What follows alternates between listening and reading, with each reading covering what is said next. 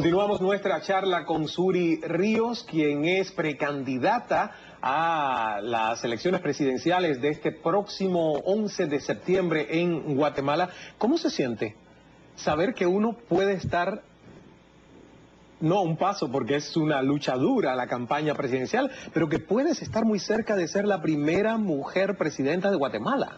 Bueno, es un compromiso muy grande. La verdad es que mi corazón sufre mucho porque yo conozco desde hace mucho tiempo el dilema de la vida de los niños, de la juventud de mi país. En mi país las mujeres aparecen descuartizadas, violentadas. Mujeres son violadas en los autobuses, enfrente de otros conciudadanos que no se mueven para ayudar. En mi país hay niñas de 3, de 4, de 6 años que son abusadas por sus propios padres. En mi país hay chiquitas de 10 años, 10 casos al año, 6 casos al año, que dan a luz una criatura. A los 10 años. A los 10 años.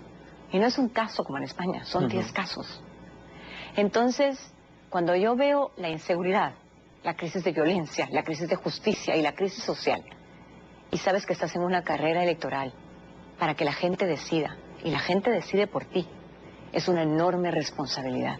Es un voto de confianza, de saber que pueden depositar en tus manos, en tu programa, el cambio del país.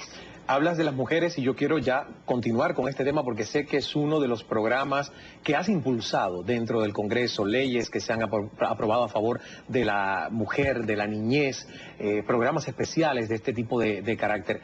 Algo me llama la atención, leí que en algún momento hasta habías como que tratado de organizar a las prostitutas como para reformar la manera en la que están o su educación sexual y su salubridad. ¿Es eso cierto? No, lo que hicimos en la legislación fue tratar el tema de salud reproductiva, tratar el tema de educación, porque es necesario.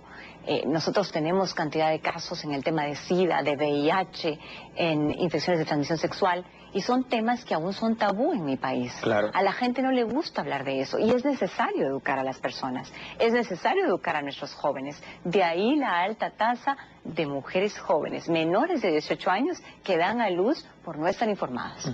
Y eso, la paternidad irresponsable no debe ser.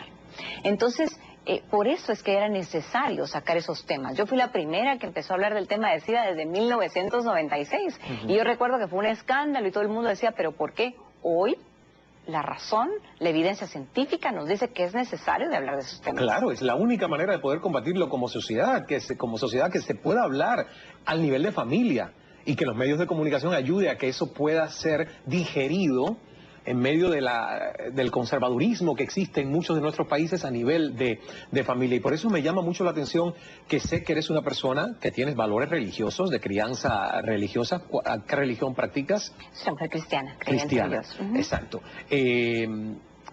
Pero a pesar de eso, te has enfrentado a la Iglesia Católica en temas como esto de la reproducción, digamos, planificada, el tema del aborto. ¿Cuál es tu posición en relación a estos temas? Realmente no es que yo me haya enfrentado a la Iglesia. Algunos miembros, porque siempre creo que las generalizaciones son peligrosas y no deben ser, ¿no? Tenemos que ser gente que vea las cosas de una forma civilizada, claro, y la confrontación no funciona. La confrontación no funciona, Ismael. Sí, ¿no? Tenemos que construir. Entonces, algunas personas no estuvieron de acuerdo con el tema de la idea de la educación en salud.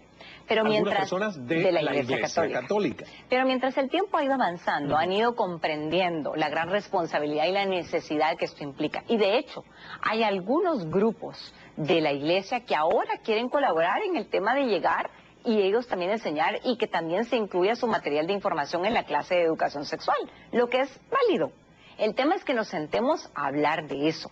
Yo confrontación no quiero. Ya aprendí que eso no nos conduce a nada. Lo vimos bien. En relación al tema del aborto, ¿cuál es tu posición? Yo no estoy a favor del aborto. Yo creo que nosotros tenemos que trabajar para evitar el aborto. Además, en la Constitución de Guatemala está prohibido, porque dice que se respeta la vida desde el momento de su concepción. Entonces, prácticamente... Pero sí se practica. Me imagino que como en cualquier lugar del mundo, entonces la práctica del aborto en Guatemala es inconstitucional. Así es, pero además de eso es doloroso, porque llegan muchas chicas jóvenes, adolescentes, que se han puesto una cercha, un paraguas en la vagina para provocarse una hemorragia obstétrica. Hasta esos niveles. Así es. Entonces eso es un dolor muy grande. Algunas se han ahorcado porque saben que están embarazadas, son menores de edad, no tienen oportunidad. Entonces lo que queremos es evitar eso. ¿Y cómo lo evitamos? ¿Cómo hablamos de la vida? Pues hablando de los principios, hablando de la salud. Yo creo que si todas las instituciones de la sociedad cumpliésemos con nuestro deber, la iglesia, la familia, el Estado, evitaríamos que eso pasara y construiríamos vida. ¿Qué falta en Guatemala hoy por hoy si llegas a la presidencia del país y este es un tema que realmente te interesa tanto, que yo pienso que como sociedad es un tema sumamente importante porque no apuesta al presente, apuesta al futuro? ¿Qué haría? ¿Qué haces en tu gabinete? ¿Qué puedes cambiar concretamente para que esto pueda realmente ir mejorando al paso de los años? Creo en los pactos y en las alianzas. Yo creo que sola, Ismael, no puedo hacer nada. Tengo que platicar, tengo que sentarme, trabajar con las mujeres, con las asociaciones de la sociedad civil que tienen experiencia en el tema, con las organizaciones internacionales, todos estos fondos del milenio, todos estos fondos mundiales que precisamente trabajan en programas, en proyectos, no solamente en este tema, en el tema, por ejemplo, de la desnutrición, que también en mi país es un desafío enorme. Entonces, creo que tenemos que hacer prácticas de gobierno importantes, pero no solamente buscando nosotros el milagro de lo que pueda pasar, no, aprendiendo la experiencia de los demás. Como decía Oppenheimer, hoy tenemos que ser pragmáticos, ver qué funciona y aplicarlo, sobre todo en la sociedad guatemalteca, que es una sociedad joven. Imagínate tú que aproximadamente más del 45% de la intención del voto en este año va a ser entre ciudadanos entre los 18 y los 35 años. Gente muy joven. Son gente joven. Ahí está su vida en juego, su futuro en juego. Entonces creo que la decisión serán decisiones colegiadas, pero orientadas a la educación y a priorizar el gasto público donde tiene que estar. Hablando de elecciones, falta mucho. Es en mayo que se registran oficialmente las candidaturas por los partidos. Así es. Así es. Pero ya tú estás asegurada por tu partido que eres la candidata del partido y creo haber leído que ya hay vallas publicitarias con tu imagen y que se ha hecho ya un mecanismo de impulso, y me imagino que eso es parte también de este viaje a Miami, de impulsar también la imagen internacionalmente. Pero yo pregunto, ¿cómo hacer, por ejemplo, que en las encuestas, en este momento, estés en una posición bastante rezagada, que muchos hablen de un partido que está alicaído?